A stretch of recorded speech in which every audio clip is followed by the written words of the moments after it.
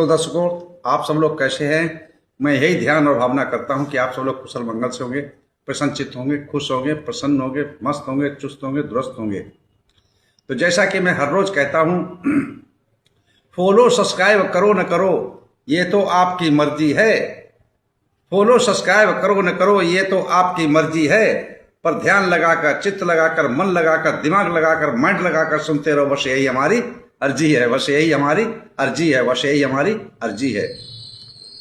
तो जैसा कि हम लोगों की दंपति की गाथाओं का पाठ चल रहा है, और जो है आज दंपति की गाथा है 201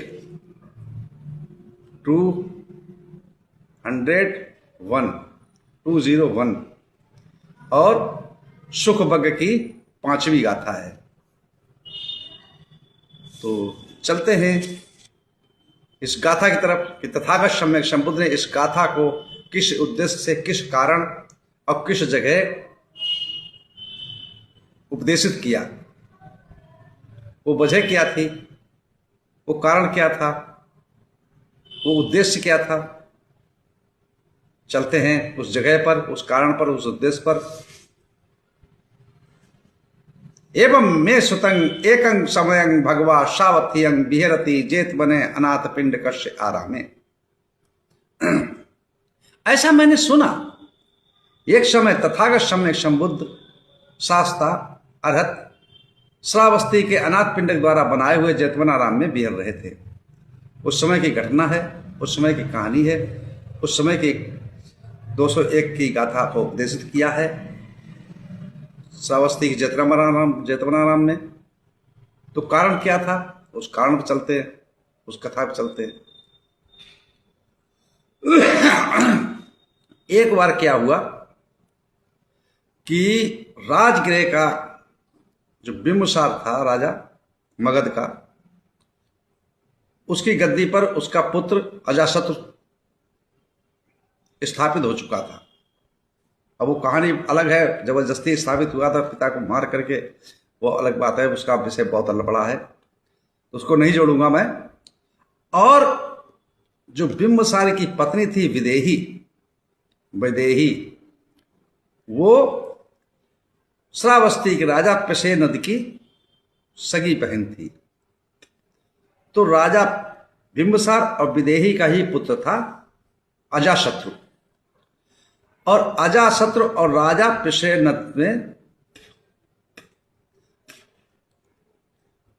सीमा को विवाद लेकर झगड़ा हुआ, लड़ाई हुई, युद्ध हुआ। युद्ध में प्रसेनजित जो था पराजित हो गया, हार गया। जब हार गया तो घर पे आके उसको चैन की नींद ना आए, मन में वही तृष्णा कि जरा से लड़के ने, दुधमुहे लड़के ने मुझको हरा दिया, मुझको पराजित किया। ये मन के खिंतला दिए हुए चाह पे पड़ा था। जब ये ऐसी बातें चली तो समाज पहुंची, समाज की बात भिक्षु संघ में भी पहुंची। भिक्षु संघ जब पहुंची है तो तथागत सम्यक संबुद्ध समकालीन सामने भी बात पहुंची। तो तथागत सम्यक संबुद्ध ने उसी समय पर इस गाथा को उपदेशित किया भिक्षु संघ को, और क्या कहा कि भिक्षुओं को क्या चाहिए, मनुष्य को क्या चाहिए, प्राणी को सुख कैसे मिलेगा, उस समय इस गाथा को उपदेशित किया है कि जयं बेरंग पशवती दुखं सेति पराजितो उपसंतो सुखं सेति हित्वा जय पराजयं।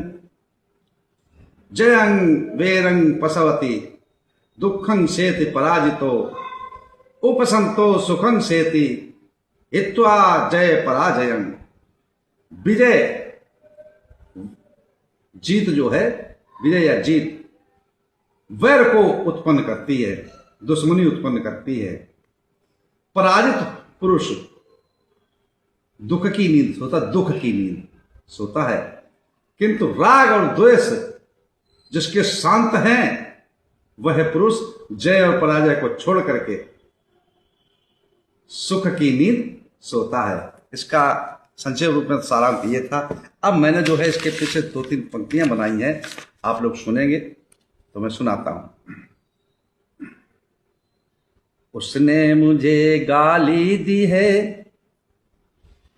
उसने मुझे गाली दी है, और उसने मुझको मारा है। उसने मुझको गाली दी है और उसने मुझको मारा है, और उसने मुझको मारा है, और उसने मुझको जीत लिया, और उसने मुझे हराया है। उसने मुझको जीत लिया और उसने मुझको हराया है। उसने मेरी निंदा की है और उसने मेरी प्रशंसा की है। उसने मेरी निंदा की है और उसने मेरी प्रशंसा की है। जो ऐसा मन में सोचते हैं, सुख नींद न उनको आती है। जो ऐसा मन में रखते हैं, सुख नींद न उनको आती है। उसने मुझको गाली दी है, उसने मुझको गाली दी है, और उसने मुझे हराया है। उसने मुझको गाली दी है और उसने मुझे हराया है। उसने मुझको जीत लिया, उसने मुझको जीत लिया, और उसने मुझको मारा है, और उसने मुझको जीत लिया, और उसने मुझको मारा है। उसने मेरी निंदा की है, उसने मेरी निंदा की है, और उसने मेरी प्रशंसा की है। उसने मेरी निंदा की है और उसने मेरी प्रशंसा की है। जो ऐसा मन में सोचते हैं, जो ऐसा मन में रखते हैं, सुख नींद न उनको आती है। जो ऐसा मन में सोचते हैं, सुख नींद न उनको आती है। उसने मुझे मारा, दंपति की गाथा है। अक्कोचिमंग अबधिमंग अजनिमंग हास में एस तंग उपनयन बेरंग तसन संपत्ति। बैर से बैर शांत नहीं होता। उसने मुझे मारा, उसने मुझे गाली दी, उसने मुझे जीत लिया, उसने मुझे हराया, उसने मुझे मेरी निंदा की, उसने मेरी प्रशंसा की। जो मन में ऐसा विचार रखते हैं, वो कभी सुख नींद सो नहीं सकते हैं। उनको सुख की नींद नहीं आती है। सुख भग चल रहा है। सुख कैसे मिलता है प्राणी को? जो सदपुरुष होते हैं, जो ज्ञानी पुरुष होते हैं, जो प्रज्ञावान होते हैं, जो विज्ञ पुरुष होते हैं, वो क्या करते हैं कि उसने मुझे मारा, उसने मुझे हराया, उसने मुझे जीत लिया, उसने मुझे पराजित किया, उसने मेरी प्रशंसा की, उसने मुझे निंदा की।